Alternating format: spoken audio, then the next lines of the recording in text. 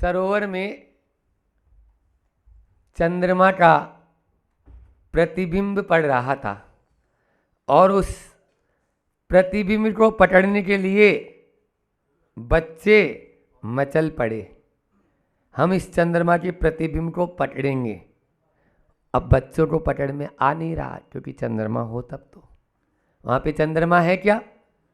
चंद्रमा की परछाई है, आकृति है, वो पानी में नजर आ रही है। तो बच्चे उस पर मुठ धो रहे हैं, लेकिन बड़े तो सब जानते हैं कि नहीं, इसको पकड़ना व्यर्थ है।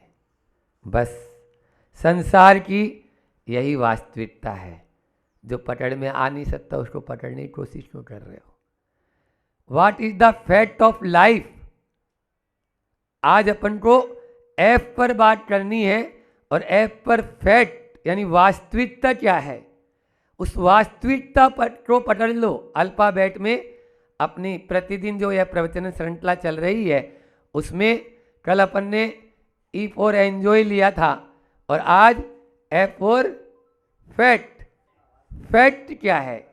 बस फैक्ट को देखना है। और फैक्ट में भी 4 अक्षर हैं। फैक्ट की स्पेलिंग क्या है बच्चों बताओ? FACT। पहला है एफ कहता है फॉल्स। एफ क्या कह रहा है? फॉल्स। संसार झूठा है। फैक्ट का एफ कह रहा है फॉल्स, संसार झूठा है। और फैक्ट का ए कह रहा है कि एक्टिंग, संसार एक नाटक है। संसार एक नाटक है, उसमें अटक मत। और फैक्ट का सी कह रहा है कंट्रोल बाई कर्म। तेरा अपने ऊपर नियंत्रण नहीं। अरे एक श्वास का तेरे पास में नियंत्रण नहीं है। अगली श्वास आएगी या नहीं आएगी, क्या विश्वास करता है, क्यों उतर रहा है? कंट्रोल बाई कर्म। कर्मा के माध्यम से हमारा ये पूरा नियंत्रण चल रहा है। और फैक्ट का टी कह रहा है कोई नहीं है यहाँ पर परमानेंट, सब टेम्परेरी है। सब टेम्परेरी है, आया है वो जाएगा। राजा रंक और फकीर संयोग वियोग में होता है। एक दिन हम भी आए थे और हम भी, बोलो ना, रजनी कह रही मैं नहीं बोल रहा हूं, ठीक है ना? तो संयोग है, ये सब वियोग में लाभ हानि, लाभ के साथ हानि जुड़ी रहती है। जो राजा है वो रंक कब बन जाए और रंक कब राजा बन जाए, कब करोड़पति रोड़पति बन जाए और रोड़पति कब करोड़पति बन जाए, रूपवान कब कुरूपवान बन जाए और कुरूपवान कब रूपवान बन जाए, कोई पता नहीं है। ये तो हमारे ऊपर है कि हम इसको किस प्रकार से लेते हैं। हाँ इतना है बस, जो फैक्ट को जानता है, वास्तविकता को जानता है, वो इन बातों में उलझता नहीं है। तो सबसे पहले फॉल्स पर यानी झूठ पर विश्वास मत करो। और आप लोगों को वही पसंद है। संसार की जो वास्तविकता है, संसार की वास्तविकता पर फेथ नहीं होता। समझ में आ रहा है? नाई होता ना, नाई हजामत बना रहा है। अब आपको कहता है गर्दन को यूं करो, आप यूं करते हैं। वो कहता है यूं करो, आप यूं करते। बोले नीचे झुकाओ, आप यूं झुकाओ। बोले ऊपर उठाओ, आप ऊपर उठा। अरे नाई की बात पर तो आपको इतना फेथ है, इतना विश्वास है। और गुरु कहते हैं अपनी दृष्टि को मोड़ लो। नाई के कहने पर गर्दन मोड़ लेते हो, लेकिन गुरु के कहने पर अपनी दृष्टि को मोड़ने के लिए आप तैयार नहीं होते हो। इससे ज्यादा और क्या फॉल्स होगा? बोलो। जो विश्वास करने वाले हैं उस पर विश्वास नहीं हो रहा, और जिस पर विश्वास नहीं करना चाहिए उस पर विश्वास हो रहा है। यही तो फॉल्स है। यही जीवन क्या, यानी एक्चुअल में हम सब नींद में जी रहे हैं, नींदों में सब हैं। और वो नींद क्या है? नींदों में भी सपना आ रहा है, आराम से सो रहा है सपने में। 4 पंक्तियां किसी ने ठीक ही कहा है कि जीवन का यह दृश्य जगत एक बहुत गहरा सपना है। जीवन का यह दृश्य जगत। एक ब्रह्मचारी जी थे, आचार्य श्री जी के पास पहुंचे। हम सामायिक करने बैठते हैं तो सामायिक में मन नहीं लगता, सामायिक में मन नहीं लगता। भगवान कोई रास्ता बताओ ना। आचार्य श्री जी ने बहुत अच्छा सूत्र दे दिया। वो तो सूत्रों में बात करते हैं गुरु जी, और ऐसी बात देते हैं कि आप लोगों को भी मतलब हर व्यक्ति के लिए वो पसंद आ जाती है। बोले बस कुछ नहीं, एक ही चिंतन करो, जो दिख रहा है वो मैं नहीं और मेरा भी नहीं। जो दिख रहा है, आपको जो भी दिख रहा है, क्या दिख रहा है? ये माइक दिख रहा है, मैं दिख रहा हूं, ये पोस्टर दिख रहा है, आपको ये पूरे पेड़ पौधे या एक दूसरे दिख रहे हैं। जो दिख रहा है वो मैं नहीं और मेरा भी नहीं, और जो देख रहा है बस वो मैं हूं, बस वो मैं हूं। इतना चिंतन कर लो, आपका हो जाएगा। तो जीवन का ये दृश्य जगत एक बहुत गहरा सपना है। जब तक नींद भरी आंखों में तब तक दृश्य जगत अपना है। जब तक नींद भरी आंखों में तब तक दृश्य जगत अपना है। उतनी देर जाग कर जी लो, उतनी देर जाग कर जी लो जितनी अभी उम्र बाकी है। उतनी देर जाग कर जी लो जितनी देर उम्र बाकी है। कोई नहीं किसी का साथी, सारी यात्रा एकाकी है। कोई नहीं किसी का साथी, सारी यात्रा एकाकी है। सब एकाकी है, एक अकेले आए हैं और एक अकेले जाएंगे। ऐसा हुआ एक बार, क्या हुआ कि एक सेठ था और उस सेठ का एक इकलौता बेटा था। नींद आ गई, नींद में उसको सपना आना शुरू हुआ। वो एक बहुत बड़ा चक्रवर्ती है, बहुत बड़ा चक्रवर्ती है, और उसके 7 बेटे हैं, एक से एक रूपवान, एक से एक बढ़कर बुद्धिमान और धनवान।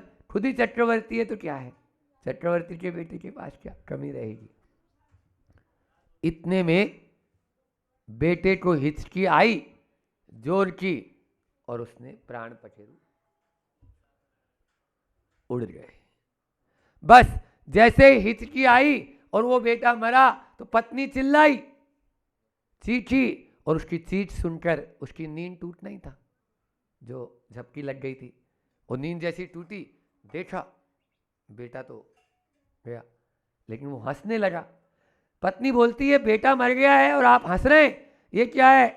बोले किसके लिए रोऊं, इस एक के लिए, उन 7 के लिए। इस एक को देख रहा हूं तो वो 7 चले गए, और जब वो 7 थे तब ये एक नहीं था। बस यही तो सपना है। बस इसी सपने में हम अपने आप को, आचार्य गुरुदेव ने मूक माटी में बहुत अच्छा लिखा, आंख खुली सपना गया, आंख खुली सपना गया, और आंख मिची अपना गया, आंख मिची अपना गया। अरे नश्वर है ये संसार, आंख चढ़ी और दफना गया, आंख चढ़ी और दफना गया। यही संसार का सपना है। सपने में मत जियो, लाभ हानि संयोग वियोग अनुकूलता प्रतिकूलता, सुख दुख पाने में खोने में या जय पराजय में अपने आप को प्रसन्न रखना है। तो संसार की वास्तविकता, फैक्ट ऑफ लाइफ क्या है, इसको हमें जानना होगा, तभी हम अपने आप में आप आएंगे। तो ऐप कह रहा है कि क्या फैक्ट है उसको आप जानो। 4 बातें हैं फैक्ट को जानने के लिए, कि 4 सूत्र दे रहा हूं, और वो सूत्र हैं कि जो तुम्हारे पास है, अभी गुरुजी ने कहा ना, जो तुम्हारे पास है वह तुम्हारा नहीं, जो तुम्हारे पास है वह तुम्हारा नहीं। दूसरा है सब कर्म के अधीन है, सब कर्म के अधीन है। तीसरा है संसार क्षणक्षयी, क्षणभंगुर है, क्षणभंगुर है। और चौथा है कि सारे पदार्थ जितने भी हैं वो सब दुख देने वाले हैं, सब दुख देने वाले हैं। ऐप से फ्रेंड भी होता है और ऐप से फैमिली भी होता है, लेकिन वो सब दुख देने वाले हैं। चाहे फ्रेंड हो, चाहे फैमिली, और चाहे फ्लोअर हो, चाहे फॉलोवर, चाहे फ्लोअर हो, चाहे फॉलोवर, कोई किसी का नहीं है, कोई किसी का नहीं है। एक क्षण अपने हैं और दूसरे ही क्षण किनारा काटने वाले हैं। इसलिए संसार का फैक्ट क्या है उसको जान लो। बस वास्तविकता को जान लेंगे तो ठीक हो जाएगा। तो आपको फैक्ट, सच्चाई, उसको देखना है, और फैक्ट के साथ में फेथ दूसरा फेथ, विश्वास। विश्वास होना जरूरी है। फेथ नहीं होगा जब तक आप अपने जीवन को उन्नत नहीं कर सकते। हमारे यहाँ तो मोक्ष मार्ग का सबसे पहला कदम है तो उसको बोलते हैं सम्यक दर्शन, और सम्यक दर्शन ही है फेथ, विश्वास। विश्वास होना, और विश्वास होगा तो फेस, आप फेस लाइए। हाँ, जो सामने है उसका सामना कीजिए। आपके सामने जो आ गया है, रो मत। कर्म के उदय में रोना तो और कर्म को बांधना है। समझ में आ रहा है? आ गया सामने, एक ने बोला, बच्चों सुनो, जंगल में यदि मान लीजिए अपन अकेले हैं और शेर आ जाए तो क्या करेंगे? उसने तुरंत जवाब दिया, मैं क्या करूंगा, वही करेगा जो करना है। मैं क्या करूंगा, जो करना है उसको करना, मुझे थोड़ी करना है, मुझे कुछ नहीं करना है, मैं तो मस्त रहूंगा। आजा आजा, बस आजा। हाँ, कोई चिंता की बात नहीं है। इसलिए फेस, और जब आप मान लीजिए फैक्ट, सच्चाई को ध्यान में रख लिया और फेथ, विश्वास कर लिया कि यही देव शास्त्र गुरु है, मेरे सच्चे गुरु हैं, और आप फेस कर लिए, तो फिर चेहरे पर फ्रेशनेस तो रहेंगी। बोलो, एफ यानी फ्रेश। हाँ, रिलायंस फ्रेश में जाने से फ्रेश नहीं होता चेहरा। हाँ, वो संदान सागर जी के यहाँ आने से फ्रेश हो जाता है चेहरा। दुर्लभ सागर जी की इस पाठशाला में आने से फ्रेश हो जाता है चेहरा। समझ में आ रहा है? वहां उस रिलायंस फ्रेश में तो फिर भी बासा ही माल मिलेगा, भले ही नाम फ्रेश है, लेकिन वो मटर 8 साल पुराने मिलेंगे आपको। 8 साल पुराने मिलेंगे, इस साल वाले नहीं है वो पिछले साल के हैं। हाँ, लेकिन यहाँ पर फ्रेश मिलेगा। क्यों? क्योंकि हम फैक्ट, फेथ और फेस, इसकी बात करने वाले हैं। तब हमारा यह जीवन फ्रेश रहता है, और नहीं तो क्लेश में हो जाता है, ट्रेस रहता है। यदि फ्रेश नहीं होगा तो ट्रेस होगा, तो ट्रेस से बचो। तो पहला बताया मैंने, फैक्ट का ऐप कह रहा है वास्तविकता क्या है समझ लो, और ए कहता है एक्टिंग मत करो, और एक्टिंग में अटको भी मत।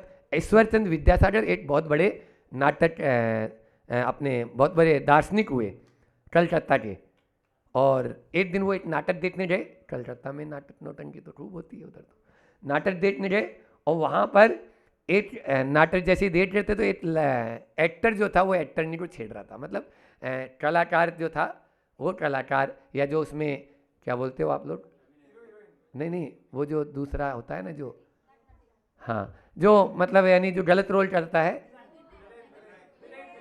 विलियन।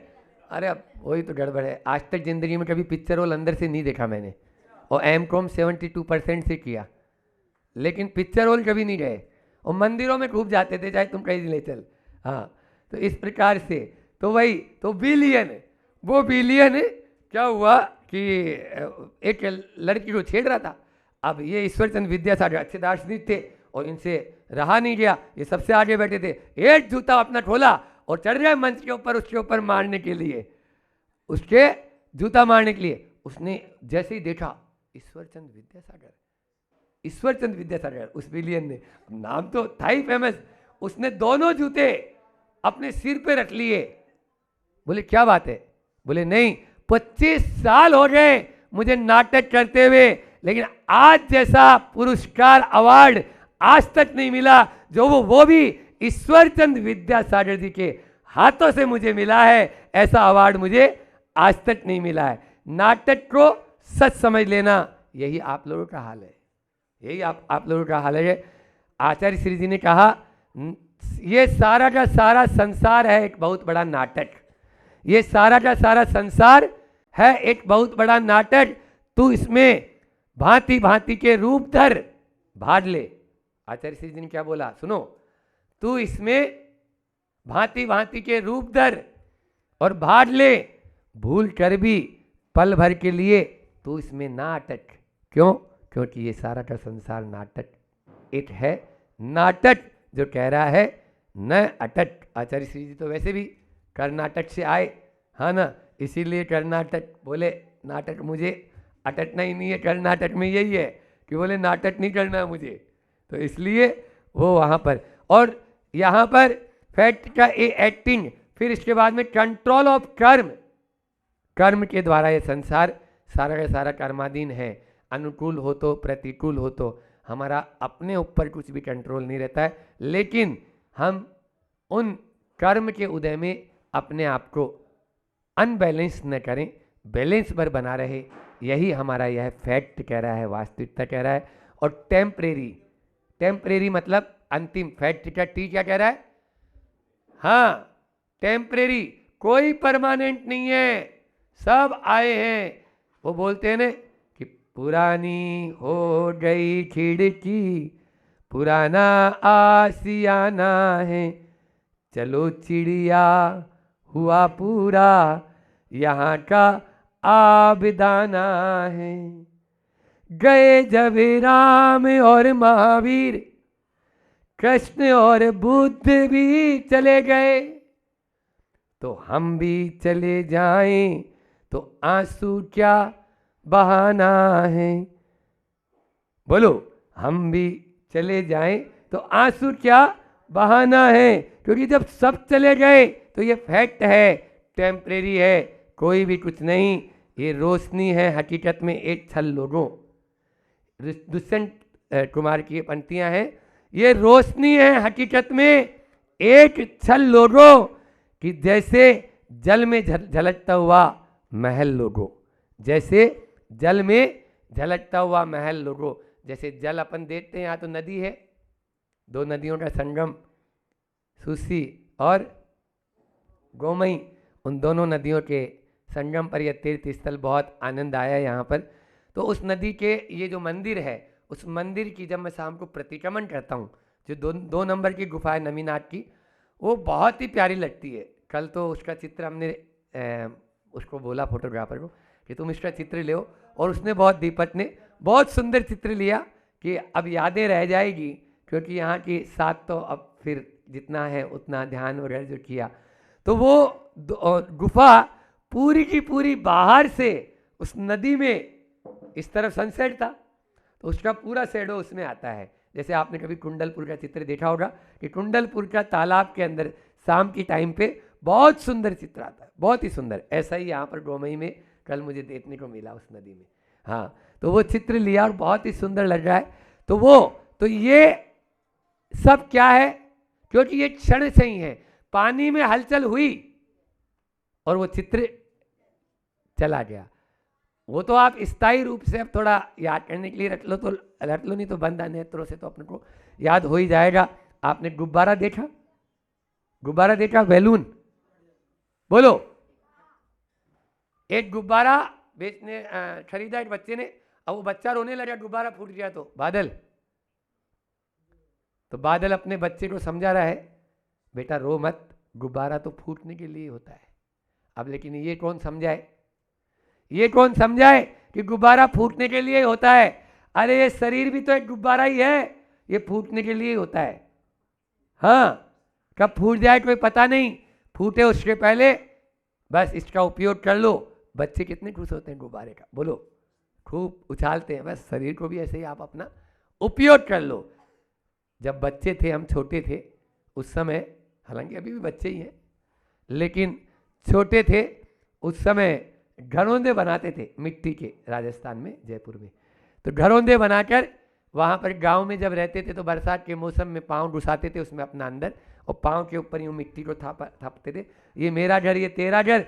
माँ ने आवाज़ दिया, बेटा भोजन तैयार हो गया।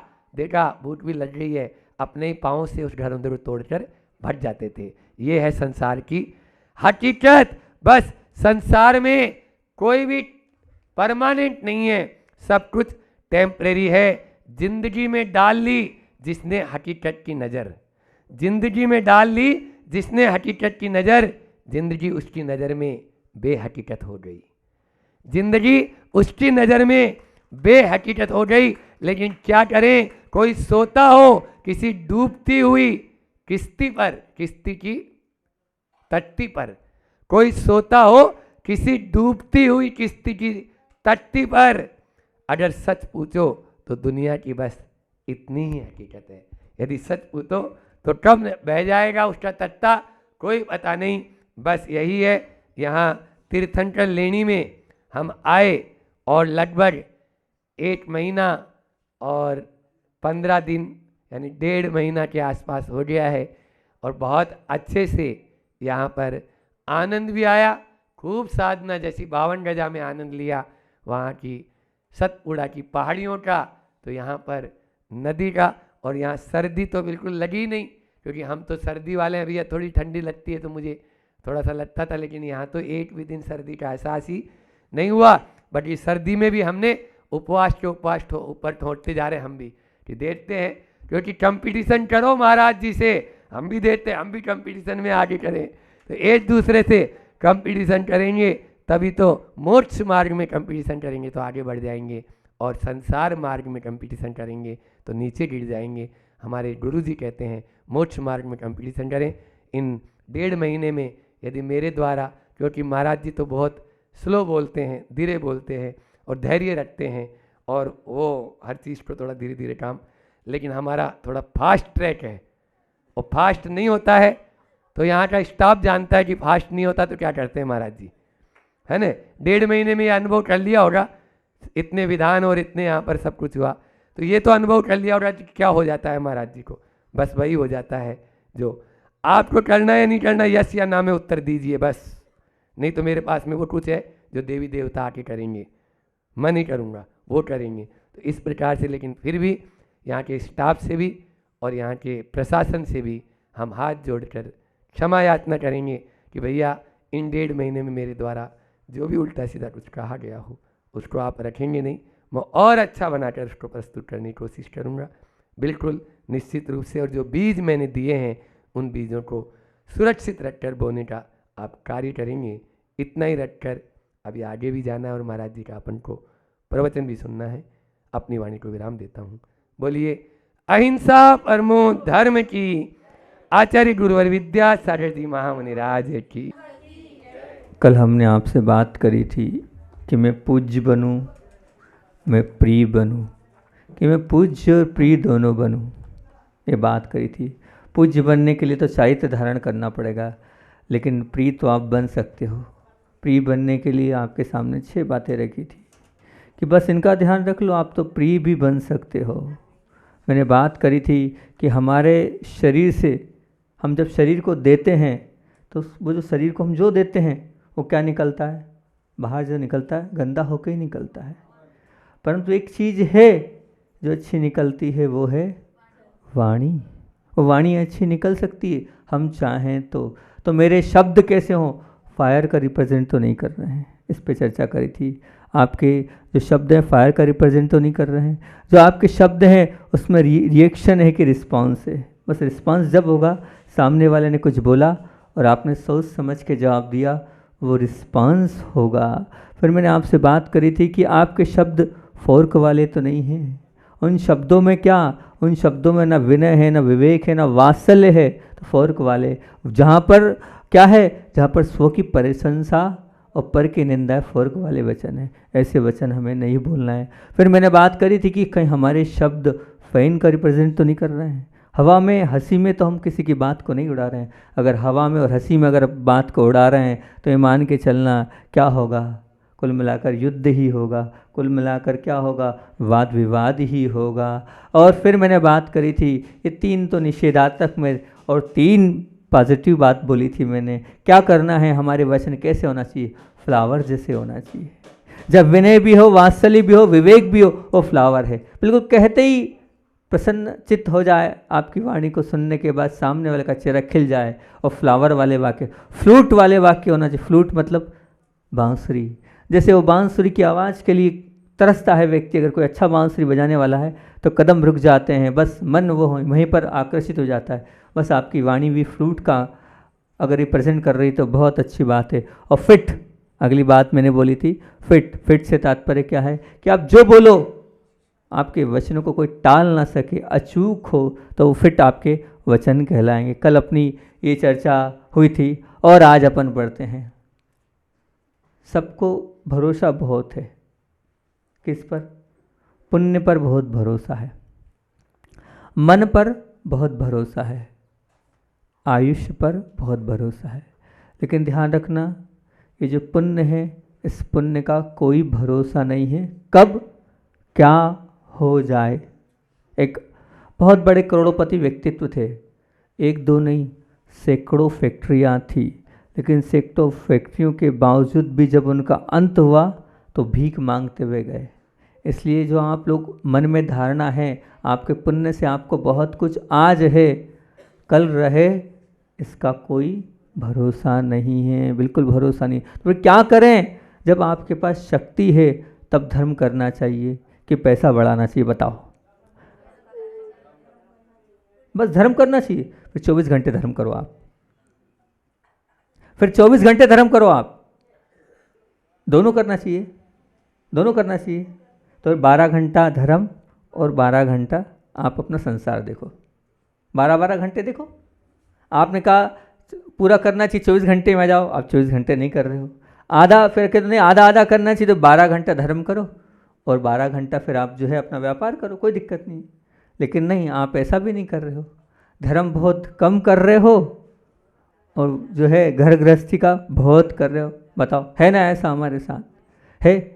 छोटे छोटे बच्चे बैठे हैं, युवा पीढ़ी बैठी है। ये युवा पीढ़ी को बहुत समझाना बहुत ज़रूरी है, इनको बताना बहुत ज़रूरी है। क्यों? क्योंकि जैसे मान लीजिए गन्ने को पहली बार डाला तो बड़ा बहुत रस निकलता है, फिर दूसरी बार डाला और फिर तीसरी बार डाला तो बस आपको समझाने से कोई मतलब नहीं, आप तीसरी बार वाले हो, ये पहली बार वाले हैं। इनको समझाने में क्या होगा, इनको हम समझाएंगे तो वो रस इनके जीवन में आखिरी तक जाएगा। तो बहुत अच्छा आज अंदर बैठा था मैं, हमारे गौरव भाई बड़े ही ऐसी मधुर वाणी में बच्चों को पढ़ा रहे थे ब्रह्मी लिपि, हमें ही नहीं आती अभी तो, और बच्चे सीख रहे हैं। बहुत अच्छा है, आप लोगों का पुण्य बच्चों कि आपको ऐसे पढ़ाने वाले मिले और आप पढ़ भी रहे हो इतनी लगन के साथ, बहुत अच्छे से सिखा भी रहे थे। कल भी आपने बहुत अच्छी कहानी सुनी। कौन सी कहानी सुनी थी कल? बहुत अच्छा, अंजन चोर की वो कहानी सुनी। तो अच्छा है, इसका पूरा पूरा आप लाभ लेना, तब तो कहीं ये समझना कि आपके पुण्य से आपको ये मिल रहा है। आपके पुण्य से कोई पूर्व भाव में आपने कुछ खूब ज्ञान दान दिया होगा तो आज ऐसे ही आपको बिल्कुल गाड़ी लेने जाती है, छोड़ने जाती है और पूरा आप लोग उसका लाभ ले रहे हो। बहुत अच्छी बात है क्योंकि एक बात ध्यान रखना, शांति या शक्ति कह सकते हैं, शक्ति के समय पर अगर हम पिक्चर देख रहे हैं, शक्ति के समय पर हम घूम रहे हैं और जब दिखेगा नहीं, जब धर्म करेंगे तो फिर बताओ क्या धर्म कर पाएंगे? बिल्कुल नहीं, बिल्कुल नहीं कर पाएंगे। इन बच्चों के लिए कहेंगे, जब पिघलता, मतलब जो पत्थर होता है ना, पत्थर को देखा आपने? पत्थर पिघलता नहीं है मगर बदलता है। पत्थर पिघलता नहीं है, बदलता है, तब तो वो इतने अच्छे अतिशयकारी भगवान बने हैं। मोम पिघलता है मगर बदलता नहीं है। मोम को पिघला लो आप, पर कभी मोम बदला है? 3 काल में मोम को बदल नहीं सकते आप। रेत ना पिघलती है ना बदलती है। रेत, वो जो रेत थी ना नदी की, ना पिघलेगी ना बदलेगी। पर ये जो छोटे छोटे बच्चे हैं ये पिघलेंगे भी और बदलेंगे भी, अगर ऐसा सानिध्य इनको, ऐसा उपदेश उनको मिलता रहा तो। बिल्कुल, ये पिघलेंगे भी और बदलेंगे भी। तो आज एक बात आपसे, 3 बातें करता हूँ मैं। 3 काल होते हैं। एक काल होता है प्रवृत्ति काल, एक होता है निवृत्ति काल। प्रवृत्ति काल से तात्पर्य क्या? जो आप लोग लगे हैं 24 घंटे अपनी मन की यात्रा को, सोच विचार में जो लगा रखा है, व्यापार कर रहे हैं वो, या कोई काम कर रहे हैं, वो प्रवृत्ति काल है। ठीक है ना? इसको प्रवृत्ति। निवृत्ति काल क्या? रिटायरमेंट। निवृत्ति काल मतलब रिटायरमेंट की बात नहीं कर रहा हूँ मैं, तो उनकी बात तो कर ही नहीं रहा हूँ। निवृत्ति काल का मतलब ये कि जब एक काम से दूसरे काम के बीच में जो आपको थोड़ा बहुत समय मिलता है वो कहलाता है निवृत्ति काल। ठीक है ना? कौन से समय की बात कर रहा हूँ? कोई आप काम कर रहे हो, उस काम में थोड़ा तो आपको रेस्ट मिलता होगा। अभी हाल जैसे हमारे बीच में 3 जो महिलाएं बैठी हैं, वो भोजन बना रही थी और पूरे मेहनत करती है, लेकिन निवृत्ति काल मिला, यहाँ आके बैठ गई ना। तो ये निवृत्ति काल जब आपको सब चीज़ों से मिले, तो मैं आपसे पूछता हूँ, जो निवृत्ति काल है तब आपकी मानसिकता क्या है? आपके मन पर उस समय कैसे विचार चल रहे हैं? उस समय आपका मन कहाँ जा रहा है? उस निवृत्ति काल में आप मोबाइल की ओर जा रहे हैं, उस मोबाइल में व्हाट्सएप की, चैटिंग की, फेसबुक में जा रहे हैं, कहाँ जा रहे हैं? बताओ। उस निवृत्ति काल में, समय तो सबको मिलता है, चाहे कोई भी कितना भी बिजी हो, लेकिन निवृत्ति काल सबके पास है। लेकिन उस निवृत्ति काल में क्या है? मोबाइल है या करुणा वाले भाव है, धर्म वाले भाव है, सेवा वाले भाव है, वात्सल्य भाव वाले, कौन से भाव हैं? विचार करना इस बात पर। तो महाराज जी क्या करें, समय तो मिलता नहीं, मिलता है तो हम माला तो फेरते हैं, लेकिन माला फेरते तो होता ये मन लगता नहीं। हम बहुत सारे लोगों की शिकायत है कि महाराज जी माला फेरते हैं, लेकिन माला फेरते तो मन लगता नहीं, और आपके तो निवृत्ति काल का उपयोग करो। बहुत अच्छी बात है ये। आप ये बताओ, कभी नोट गिनते वक्त आपका मन भटका है? कभी किसी का नोट गिनते वक्त मन भटका है? कोई बता दे, कभी नींद आई है? किसी को नींद आई हो, झपकी आई हो नोट गिनते वक्त? नहीं आई, आएगी भी नहीं, क्योंकि वो पूरी श्रद्धा और भक्ति के साथ कर रहा है, इसलिए आएगा भी नहीं। मैं तो इतनी बात जानता हूँ कि आपका मन साफ नहीं है, इसलिए भटक रहा है। मान लीजिए आप झाड़ू लगा रहे हैं। अब जो झाड़ू लगा रहे हैं, तो झाड़ू लगाते वक्त धूल उड़ती है कि नहीं? उड़ती है कि नहीं? पक्का उड़ती है। क्यों उड़ रही? जब वहाँ गंदगी है तभी तो उड़ रही है। इसी प्रकार आप जब बैठे हो अगर निवृत्ति काल में माला फेरने के लिए, और अगर मन भटक रहा है, तो मन आपका गंदा है, वो तो उड़ेगा ही उड़ेगा, उसमें से वो इधर उधर विचार तो जाएंगे ही जाएंगे। लेकिन ये डर बताकर और ये एक्सक्यूज़ देकर हम अगर धर्म नहीं करें, तो ये हम अपने आप को धोखा दे रहे हैं, ये अपने आप को धोखा दे रहे हैं। ध्यान रखना, मन तो न हमारा लगा है, न आपका लगा है, न किसी का लगता। मन को लगाना पड़ता है, मन को लगाना पड़ता है, मन लगता नहीं है। ये मन ऐसा है, इसको लगाना पड़ता है। आप लगाओगे तभी आपका भला होगा। ये निवृत्ति काल के विषय में आप विचार करो, बस उस निवृत्ति काल में मेरे भाव कहाँ जा रहे हैं, उस समय मेरी सोच क्या है, उस समय मेरे मन में क्या विचार चल रहा है। अच्छी सोच होगी तो ही हमारा जीवन अच्छा बनेगा। अच्छा हम सोचेंगे, बताओ, अच्छा मैं आपसे एक प्रश्न करता हूँ, क्या मैंने 5 मिनट आपको दे दिया कि 5 मिनट छूट, आप अच्छे विचार करो, कोई मन में है ऐसी अच्छा चिंतन है कि 5 मिनट तक बैठ कर मैं अच्छा सोचूं? है कुछ ऐसा? अगर ऐसा है तो बहुत 5 मिनट भी आप अच्छा नहीं सोच पाओगे। 1 या 2 मिनट के बाद कहीं दूसरे आपके पास विचार आ जाएंगे। दूसरे आते कि नहीं विचार? मतलब क्या है, आपका स्तर बहुत नीचा है विहार। आप 5 मिनट भी अच्छा विचार नहीं कर पा रहे हो तो स्तर बहुत नीचा है। अपने स्तर को ऊंचा उठाने के लिए निवृत्ति काल को संभालो, नहीं तो ये निवृत्ति काल ऐसा है आपको डॉक्टर के पास जाना पड़ेगा। क्यों? जितने भी लोग डिप्रेशन में जाते हैं ना, इस निवृत्ति काल का दुरुपयोग कर लेते हैं। वो इस निवृत्ति काल में वो यहाँ वहाँ का चिंतन करते हैं वो, और इस निवृत्ति काल में यहाँ वहाँ का चिंतन करने के बाद आज आम बीमारी है डिप्रेशन की, आज आम बीमारी है डिप्रेशन की सबको। क्यों है? क्योंकि उस निवृत्ति काल में वो अच्छे भावों के साथ नहीं लगे, छोटी छोटी बातों में वो डिप्रेशन में आ रहे हैं। कुछ नहीं मिला, बस 2-3 चीज़ें हैं जीवन में जिनके कारण वो हतोत्साहित होते हैं। मैं जो चाह रहा था वो मुझे नहीं मिला, तो बस उसी को, या मैं जैसा व्यवहार चाह रहा हूँ वैसा व्यवहार नहीं मिला, अब बस उसी के चिंतन में हम रात दिन लगें, और उस निवृत्ति काल को हम अपने समय को हम अपने पूरे बहुमूल्य जीवन को हम उसमें व्यर्थ गंवा रहे हैं। तीसरी बात, आसक्ति काल। आसक्ति काल से मतलब क्या? जब आपके हाथ पैर नहीं चलेंगे तब आप क्या करोगे? जब आपके हाथ पैर नहीं चलेंगे तब आप क्या करोगे?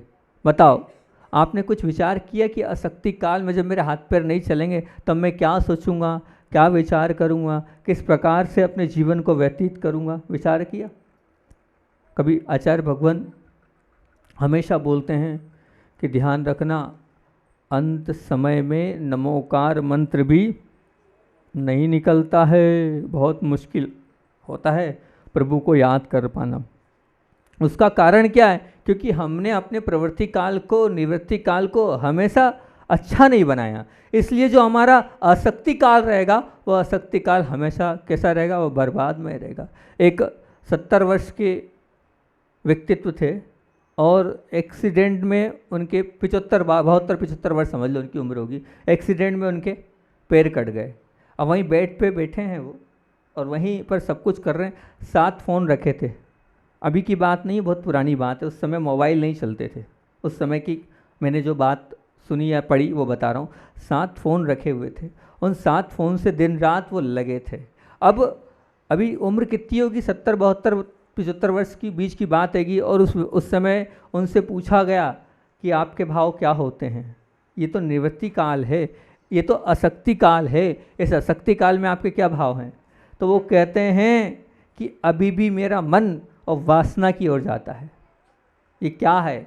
क्योंकि उन्हें जिंदगी भर वही किया है, इसलिए मन भी वहीं उसी ओर भटक रहा है, उसी ओर जा रहा है। तो हमेशा ध्यान रखना, हम कुछ न कुछ अपने जीवन में ऐसी कुछ चीज़ें याद कर लें। जैसे अभी बच्चों को प्रभु पतित पावन मेवा पावन ये आप याद करा रहे थे, मैं सुन रहा था, अंदर तो आवाज़ आती है, तो सुन रहा था, बड़ा अच्छा लग रहा था कि इतने छोटे छोटे बच्चे हैं और ये सब याद कर रहे हैं। तो ये चीज़ें याद रहेंगी। तो आचार्य श्री जी हमेशा बोलते हैं कि अपने जीवन में आपको अगर अंत समय सुधारना हो तो कोई ना कोई ग्रंथ को कंठस्थ कर लो, वो हिंदी अर्थ सहित कर लो। और बार बार वो कहते हैं इष्टोपदेश ग्रंथ और 12 भावना, इष्टोपदेश ग्रंथ और 12 भावना, इनको आप रट लो। और रटने के साथ साथ इनकी एक एक कारिकाओं में रस भरा है। इष्ट उपदेश ये स्वयं कह रहा है कि इनकी एक एक, जब आप अभी क्या है, आप अभी लग नहीं रहा है, आपको अभी समझ नहीं रहे उन एक एक कारिकाओं को, लेकिन जब आप बाद में उनको देखोगे तब आपका क्या होगा, तब याद होगा नहीं। अभी आपकी बुद्धि अच्छी है, उनको याद करो, उनका पाठ करो और उनका भावपूर्वक पाठ करो। अंत समय में कुछ भी काम नहीं आने वाला, वही आपका असली धन है और वही आपके साथ जाएगा। ये मान के चलना। अशक्ति काल में, अशक्ति काल के लिए आप बचा के रखो, पैसा साथ नहीं, उस समय काम नहीं आएगा, बिल्कुल ये धन वैभव कोई काम नहीं आएगा। अशक्ति काल में क्या काम आएगा? जो आपने रटी हुई विद्या है और रटने के साथ साथ भावपूर्वक उसको उस पर चिंतन किया है, वही आपका अशक्ति काल में काम आने वाला है। ये बात निश्चित मान के चलना। अगर आप अपने जीवन को उत्कृष्ट बनाना चाहते हो तो अशक्ति काल के लिए कोई ना कोई पाठ याद कर लेना, तो आपके जीवन में आगे बढ़ता चला जाएगा।